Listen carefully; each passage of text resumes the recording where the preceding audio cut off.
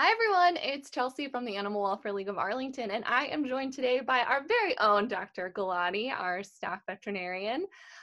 We are here today to talk about feline weight loss. A lot of you guys have been following Molly's story, and Molly might make a special guest appearance today. But ever since we started posting about her, lots of people have had questions about helping their own cats at home lose weight. So we thought this was a great opportunity for us to talk to Dr. Galati about feline weight loss and see if there's things that we can maybe do to help you guys for your kitties at home to lose some weight. So the disclaimer before we start is that, of course, you should always discuss any dietary, medical, changes and things like that with your own vet. Is that right, Dr. Galati? Exactly. So our advice is general advice. Make sure to discuss any of these things with your own vet before starting them. Okay. All right. So like I said, Dr. Lai, thank you so much for being here with us today. No problem. My pleasure. And you are actually at the shelter, and you have maybe not little Miss Molly, but Miss Molly is with you, isn't she? I have a friend right here on my lap, so Hi, she heard the interview and she kind of curled right up. And yes, practicing good social distancing. We're locked in Molly's enclosure here, so that's why I'm not wearing a mask. I'm in the room with her, and nobody can get near us. The best place to socially distance, right? Right. With a cat.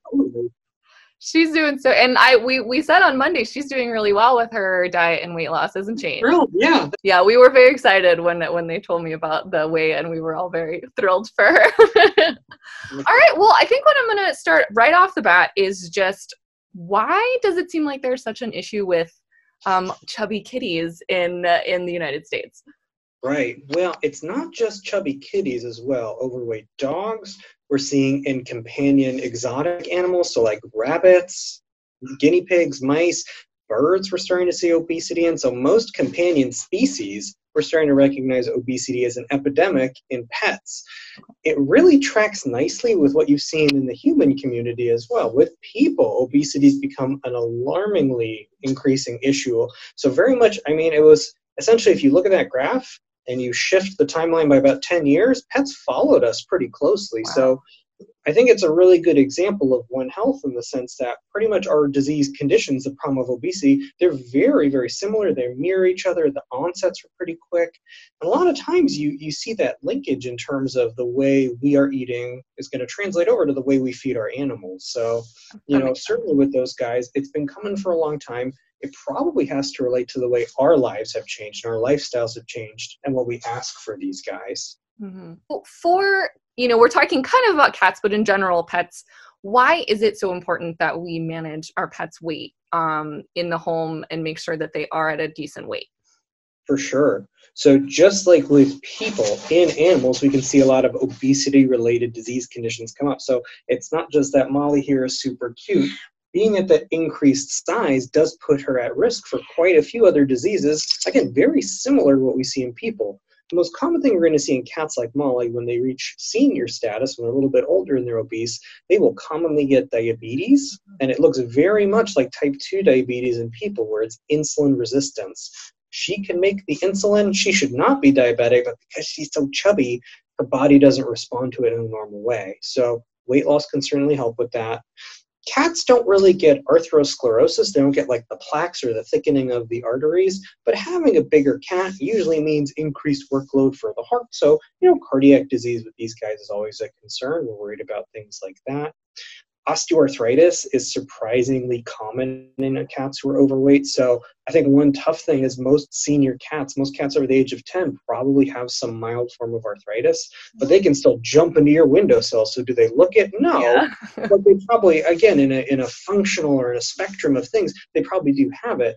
When you are severely overweight, that's going to make it that much worse because all that force pounding on the joints. So it will make it come on sooner. It will make it worse, and typically those guys will need more pain management to help them. And the other big thing, and this is kind of sad, dermatologic conditions. So can you see Miss Molly here working on herself? Yeah. Unfortunately, grooming is quite a normal part of cat behavior. We expect them to clean themselves. They do a very nice job for it. When they're obese, they really cannot clean themselves well at all. So particularly these older female cats will find they get urinary tract infections quite easily because they can't clean that area. Molly left like a nice coating of dandruff kind of all down my leg. Again, she has a hard time removing dead skin and fur. So things like that. Again, we tend to see urinary tract and dermatologic diseases. They're mild, man, they're annoying. I'm sure anyone who's had like a bad rash or a UTI can tell you they don't feel good. So if we can prevent those things, it's hugely, hugely helpful. To some extent, part of that personality, right? I feel like with a lot of people, how do we communicate regularly with our pets? Well, usually it's through the food. How do I tell my cat I love you? You give them a little extra portion or a treat or a snack, and next thing you know, it kind of gets out of hand. So I think Molly is certainly not wanting for personality either. So that's probably to her benefit and detriment. Again, she's just kind of sitting here trying to turn my camera around. I'll just do it this way. She's just sitting here like, playing with me, showing me her belly, rubbing my feet while we talk. So if I seem a little distracted, I'm sorry. This is what's happening. That's okay. We all understand. Super cute. Yeah. But if I reward that with treats, it comes to a point where that's not good anymore. Right. No, that totally makes sense. I think that kind of leads really well into the next question of a lot of people have asked this or said this is, why does it seem like it's so difficult for cats to lose weight as maybe opposed to a dog or even a person? Yeah. So particularly with cats, you're working with a much tighter margin of calories, right? So with people, there's a pretty big spectrum of ranges that we'll see people need. That standard 2,000 to 2,500 calorie diet applies to most individuals. But if you're a fairly sedentary person, if you're sitting and typing a lot, if there's not a lot of chances for you to get activity, maybe you only need like 1,600. Right. If you're Michael Phelps, you need 12,000 calories a day, right? He needed 12,000 a day. And like for him, that's normal. So with people, there's a huge variability there. I think with cats, particularly indoor cats, in general, even if your cat is the most active, playful cat out there, that is still considered a sedentary lifestyle. So when you look at a lot of the feeding recommendations, it's with the plan that your cat will have some degree of activity, meaning they're going to go outside and they're going to be climbing trees and a little more active than what we classically think. Most cats should be about 10 pounds. So unless you have, like, I bought a purebred Maine Coon, I want to be 24 pounds. I bought me essentially like a little indoor exotic cat. Most of these cats, like Molly, should be maybe like 9 or 10 pounds at most. So most domestic indoor cats, boy and girl, you're talking about 10 pounds is where they should top out. I'll give you till 11, but 10-pound cats only need about 200 calories a day. When you look at most commercial brands of kibble, so this is across the board, regardless of protein, fat, and carb content, most brands of kibble are about 400 calories per 1 cup, per 8 ounces. So, Molly says, don't tell them that. Don't tell them. With Molly, kind of our game plan is based on her ideal weight. We calculated how many calories we need, and then we're going to get there eventually over time. So I know you posted with her, we're doing that quarter can of WD. Small amounts of dry food and kibble are okay. No, that's, again, it's within limits. So for her, we're shooting to feed her, between 150 and 180 calories per day for right now. Yeah. And if she gets a little bit lighter, so when we hit like 13, 14 pounds, we'll probably scale that back even a little further. Yeah. Because Molly is probably a cat who is an easy keeper. She probably doesn't need 200 calories. She probably needs like 150, and that'll be for maintenance. That'll be where we plan on her. So. And especially right now with her being in that small space, like she's not really getting much exercise either. So I'm assuming that's factored into it as well. There's a lot of enrichment. I have not seen her work her way up the wall yet. I've seen her. I've seen photos of her up there. You get there? I feel like you can when we're not around. I'm distracting her right now. Again, like, there's great enrichment. There's stuff for her to do. But this is very much like how we're all kind of on quarantine for right now. Unless you are actively doing like a home workout thing or yoga, if you're just going from room to room to room, you're particularly active. So for a lot of cats, that's their lifestyle, and that's okay. We prefer them to be indoors rather than outside getting good exercise and then getting hit by a car or getting preyed upon by wildlife. So indoors is ideal. You just got to bear in mind they're not as active as we think. Yeah. So it sounds like there's maybe sort of a part of this is that maybe some of the recommendations are not mirroring the lifestyle that our cats currently have for most people, at least in the Arlington area, most people's cats live inside. And that we might look at a 200 calorie diet for a cat and go, well, that's not very much food at all, and kind of feel guilty and want to feel. I think people are surprised to find out how little food a cat actually needs to like maintain a healthy weight. Again, for most cats, it's a half cup of dry food a day. Yeah. That's it. No treats, no human food, no wet. Like, that is it. So you got to bear that in mind if you're going to do that other stuff. It really works out to be like, give them a quarter cup of dry, let's say. But now you can give her a little snack later on. You can do that tablespoon away. You got to build into your diet the treats. And a lot of people forget to do that. So yeah, for sure. I'm guilty too. I remember I realized that with Ellie, my cat, that I was feeding her a third of a can like every meal. And then I was like, I looked at it and I was like, oh, that's too much. Like, you're getting a little chubby there. So we cut it down to a quarter of a can twice a day. It's just doing better. So we're all guilty of it, right? It's easy to spoil our pets. It's just like remembering the potential side effects of spoiling them, I guess, right? We talked about standard diet a little bit. You kind of answered that question. I was going to ask about what is a good diet for most cats. So it sounds like, say an average 10-pound cat around that 200 calorie number is kind of your goal, and you would maybe adjust that dependent on activity level and that kind of thing. For sure. That's definitely a fair way to look at it. I think the other tough part, a lot of questions I would get in practice is, well, should I feed them kibble or wet or both? I think that's tough to answer. It really depends on your cat. And that at the shelter, we see all the time, some cats only eat kibble, some cats only eat wet. A lot of guys like the mix. So you have to figure out, what is your cat's interest? What do they like to eat? A lot of that is based on what they learn to eat as tiny kittens. Right. So they have that socialization window, that window between 3 to 12 weeks where they're really open to new experiences. So a lot of times what they ate in that time frame is what they kind of want to eat for the rest of their life. So for kitten college, we offer them a variety of things so that they're a little bit more open to trying different textures and shapes and colors. But yeah, if you were a 8-week-old kitten we plucked off the street and you've only known kibble, again, 10 years from now, you're probably not going to want to eat wet food. So certainly cat preference plays a much bigger role. I think more so than canines. Usually there are picky dogs, for sure. But typically we can find a commercial diet you're going to want to eat pretty regularly. Cats, whole different ballgame. You got to make sure it's something that they're into. If this kibble is too triangular, it may set them on. I don't want to eat this now. So even if there's a hole in the if there's a hole in the food at the bottom of the bowl, they can't eat that. So even Molly, with her unfortunately large figure, I'm sure there's a diet that if we offered, she would say, "Oh, I'm not interested in that." And again, eating's kind of her problem. So with them, it's about finding that kind of that balance of what they like in terms of texture and shape and things like that.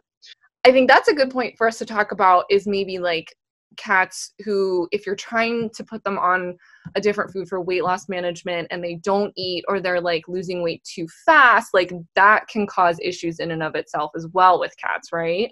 Exactly. So we don't want to drop weight very, very quickly. We don't want to drop weight over a rapid period of time. Typically, we're shooting for something like a pound every couple of weeks. So usually a pound every 4 weeks is pretty reasonable. Again, Molly dropped that first initial amount kind of quickly, so she lost a little under a pound in about a week. A fair bit of that's probably water weight. A fair bit of that's probably calorie restriction. Once you equilibrate, it's kind of like us. That first week or two you go on diet, like, oh, you dropped that 5 pounds really easily. That's kind of pretty tough to lose. So in her situation, again, we're still quite big. We haven't lost too much weight too quickly. I think what you were alluding to, so there is a disease with obese cats where if they are starving, or if their caloric needs are consistently undermet, they're not meeting their nutritional requirements, they can get hepatic lipidosis or fatty liver disease. So with those guys, that's definitely something we want to avoid. I normally see it when a cat like Molly becomes anorexic, and usually it means she's not eating any food, and typically it's for a period of 72 hours or more. So she's on a hunger strike for at least 3 days. You certainly, I think for most felines, even though traditionally they are hunters, they kind of gorge themselves on their prey and then they're good for a while till the next meal. Typically with most of our domestic indoor cats, if they don't eat for 48 hours, like that's pretty concerning. Any cat that goes for longer than 24 has my attention. Longer than 48, we probably want to talk about getting them in for an exam. We want to try an appetite stimulant. There's a reason your cat's not eating if it's been more than 2 days. So we would see a fair amount of people who'd come into practice and go, my cat's kind of doing these weird things. By the way, the last time they ate was Tuesday, and now it's Saturday morning. So that's a long period of time not to eat. So for a lot of these guys, anything longer than 2 days, you probably should see someone about why they're not eating. It's more than just the diet. Awesome. So we've talked about diet. And I think that's a good point to kind of lead into the diet versus and exercise, and how, like, which one is more important? Is one more important than the other? How do you kind of combine those two things to help a cat successfully lose weight? Right. So in my experience, what's usually been more helpful is the diet and the caloric restriction, because to give cats a formal regimented exercise plan that they're going to follow every single day, or to say things like get their favorite wand toy and play for an extra 15 minutes, it's kind of tough to predict. What are you doing? How much? Exercise is super helpful. They need it. It's mentally stimulating. But when we look at what really helps these guys get the weight off, it's typically calorie restriction and the kind of food that you're eating. So again, that high fiber, high protein. So the diet seems to be more important with weight loss. Okay. That holds true with people as well. So typically it's a lot of diet restriction and diet regulation. There's a lot of people who will work out at the gym 5 times a week, an hour a day. If your meal is Snickers and potato chips, you're not going to lose it. You will change your body mass, you'll put on muscle, but you're probably not going to lose much body weight. So similar kind of thing for cats. If we feed them too much food and then make them run around a lot, you may have a very muscly cat, but they will still be overweight. So calorie restriction for me, I think, is usually the biggest thing. That's good to know, because I mean, obviously that's one of the first things you think of is, oh, I need to get them to exercise more. But you're right, we don't, like, they can't wear a watch and like know how many calories they're burning, even though I don't know if we really know how many calories we're burning. Get up and walk. Right? Yeah. So when we're talking weight loss, unfortunately, again, the other thing I used to say to people, you got to be cruel to be kind. I know you want to give them treats. I know you want to share your sandwich with them. I know you want to give them some meat. Please, you got to be mean. If you're not mean, it hurts them. You gotta say no. So, because again, Molly, to all her credit, Molly doesn't look like this because she chose to. This was a choice we made in husbandry. So most of the time when we see obese animals, I've yet to see a cat fill their own bowl of food. They can break into the closet sometimes, but usually when they're overweight, it's on us. We're the ones who decide how much they eat and when. So it's definitely, you have to kind of be the bad guy just a little bit because it's in their best interest. All right. So I think my last question is, even though we've just said, diet is important, I think it is fun to kind of think. I know lots of people have enjoyed seeing Molly going for her walks. Are there any kinds of in-the-house exercise that you would recommend, or for cats, or even not exercise, but say feeding styles? So I know Teresa's not here. Teresa, our behavior associate, is a big one on enrichment, and I know you are too, Dr. Galati. Would you recommend any kind of styles of feeding a cat differently in order to maybe give them a little bit more of an outlet? For sure. So I think Teresa and I both tend to talk people's ears off about puzzle feeders. I agree. We agree on them for a variety of reasons. They absolutely provide great behavioral enrichment. Cats are small hunters, right? They're obligate carnivores.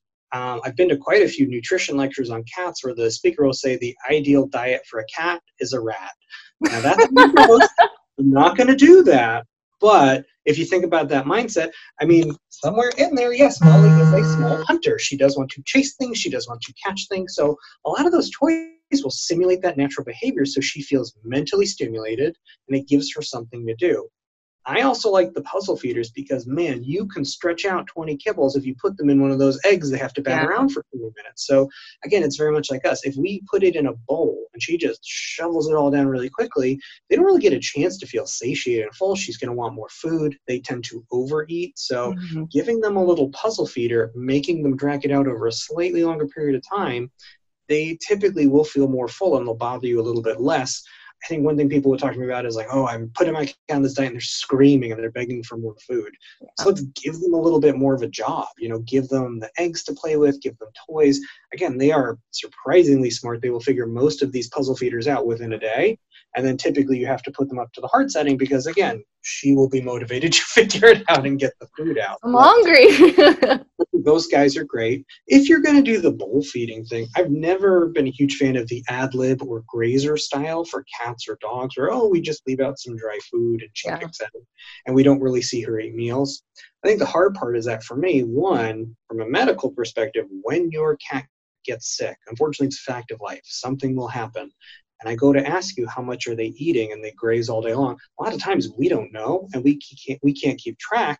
And then that becomes a problem in terms of, well, how many calories are they getting? What is their protein content? Is that why this cat's losing weight, or do they have cancer? So it can be really tricky with these guys to figure out how much are they eating? Are they meeting their needs appropriately? So I like doing meal feedings, giving them like breakfast and dinner, so that I put down a quarter cup, she either finished it or she didn't, and this is how much was left at the end. So you have a pretty good idea how much does your cat eat at a normal time. Now that doesn't mean, okay, they get 10 minutes and I'm pulling it. You can give them like an hour if you have that time. Yeah. Most cats I've owned were pretty good meal feeders. We put down the food, they'd come running, they would have that, whoop, love nibble, huh? They'd have the food finished in about 30 minutes, and I can pick up the bowl and go about my day. And they didn't need stuff throughout the day. If you're going to give them treats, that's totally okay too. But again, putting them in some sort of puzzle feeder or game, they make a lot of great things where they have to swat or jump or play or unwind something. All those guys, one, that's exercise. It's not great, but it is exercise. It keeps them busy. Two is that it's a constructive way to give them treats throughout the day. You're not just sitting there giving them rewards for nothing. A food-motivated cat like Molly, I bet you, once we start reintegrating treats, I bet you Teresa can teach this cat to give you a high five. I think so too. A food-motivated cat, you wouldn't believe what they're capable of. So for a lot of these guys, again, I like doing meal feedings. I like using puzzle feeders. Exercise-wise, engaging them in a form of play that they enjoy. So again, Molly likes to sit and nibble on your hand. Likes the Queen of Sheba posture here. But if you have cats that like to play, encourage that. So find out what kind of toy is their favorite. We've given her a variety because we're trying to figure that out ourselves, like what makes Molly happy. So for her, if they're wand toy, if they like the wand toy, you play with the wand toy. I've seen cats who play fetch like a dog, so you can get them little things for that. Cats who like independent play with the bell.